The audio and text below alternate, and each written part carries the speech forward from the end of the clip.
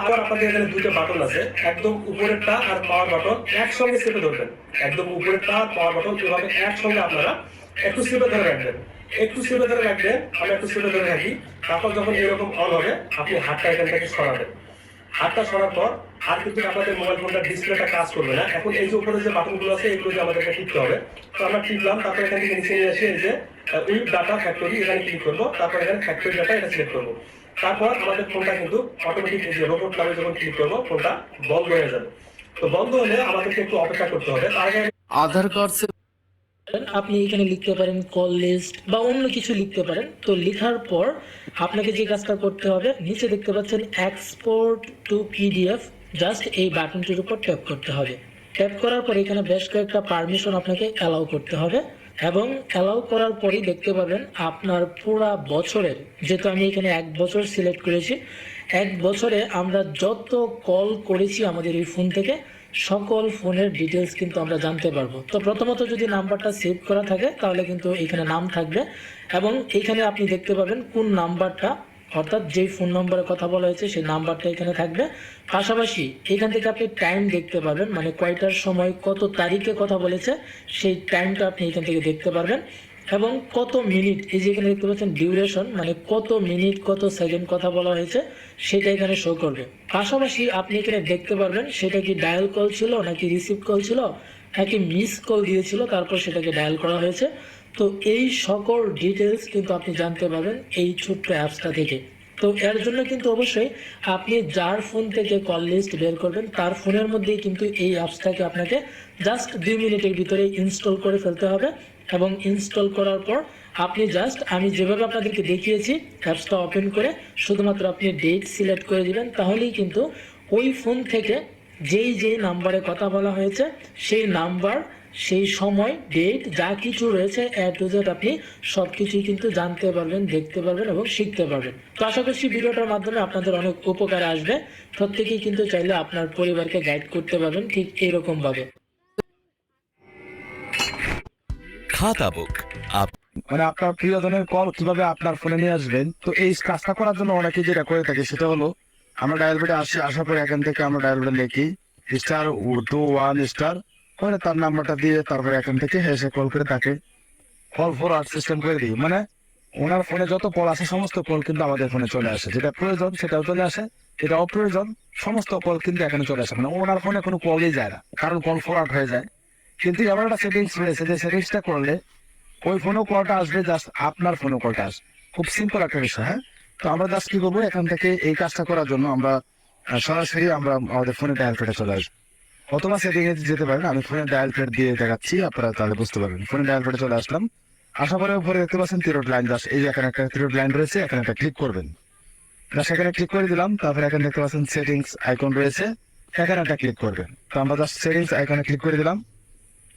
একটু খেয়াল করতে হবে, তাহলে সম্পূর্ণভাবে বুঝতে পারবেন কিভাবে অন্যের কলটা আপনার ফোনে আসবেন, ওই ফোনও কলটা যাবে প্লাস আপনার ফোনেও আসবে। এটা কিন্তু খুব সিম্পল একটা বিষয়। মানে এই সেটিংসটা করতে গেলে অনেকেই কল ফরওয়ার্ড করে ফেলে, না কল ফরওয়ার্ড করতে হবে না, মানে একই কল দিয়ে মোবাইলে যাবে। তো এই কাজটা করার জন্য আমরা এখানে আসবো, আসার পরে এখানে দেখতে পাচ্ছেন কলিং অ্যাকাউন্ট, এই দেখেন কলিং অ্যাকাউন্ট, জাস্ট আমরা এখান থেকে একটা ক্লিক করব। তারপরে এখানে বিষয়টা হলো এক একজনের মোবাইলে এক এক সিস্টেম থাকতে পারে। তো এখানে দেখেন অ্যান্সার এন্ড কল, তারপরে কেরিয়ার রিলেটেড সেটিং, মোর সেটিং, তারপরে সিম ইনফো এন্ড সেটিং।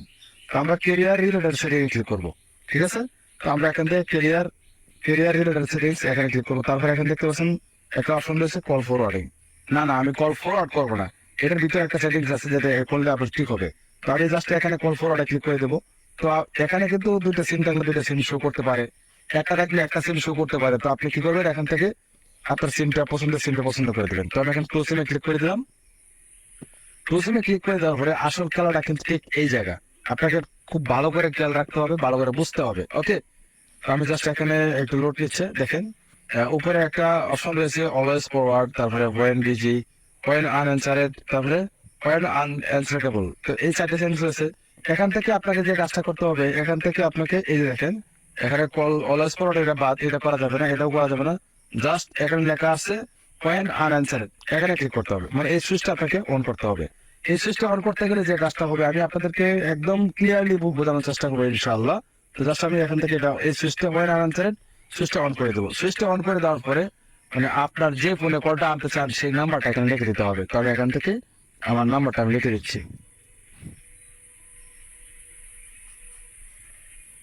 আমি আমার নাম্বারটা লিখে দিলাম, দেওয়ার পরে এখন দেখতে পাচ্ছেন এই নিচে লেখা আসছে ওকে। আমরা এই ওকে অপশনে ক্লিক করে দেবো। ওকে অপশনে ক্লিক করে দেওয়ার পরে এখন প্রশ্ন হলো যে ওই মোবাইলেও কল আসবে প্লাস এই মোবাইলেও কল আসবে, এটা কিভাবে, এটা আমি এখন বোঝাচ্ছি। ধরুন যে ওপেন আনঅ্যানসারেড এই যে সিরিজটা কিন্তু ভাই কোম্পানির দেওয়া, এটা আমার দেওয়া না, আমার মুখের কোনো চাপাও না। মানে এটা কিন্তু আপনার কোম্পানির আমার একটা সিস্টেম দেওয়া রয়েছে, এখানে লেখা আছে ওপেন আনঅ্যানসারেড। তার অর্থ হলো ওই ব্যক্তি যদি ওই ব্যক্তিকে আপনি তো সিস্টেমটা করে রাখবেন, ঠিক না?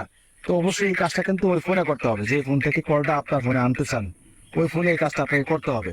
আসলে এই কাজগুলো কাদের ফোনে করা হয়, সব বিশেষ করে যাদেরকে আমরা বেশি ভালোবাসি, বেশি পছন্দ করি, যারা আমার খুব কাছের লোক, তাদেরকে চেক করার জন্য বিশেষ করে এই কাজগুলো করা হয়।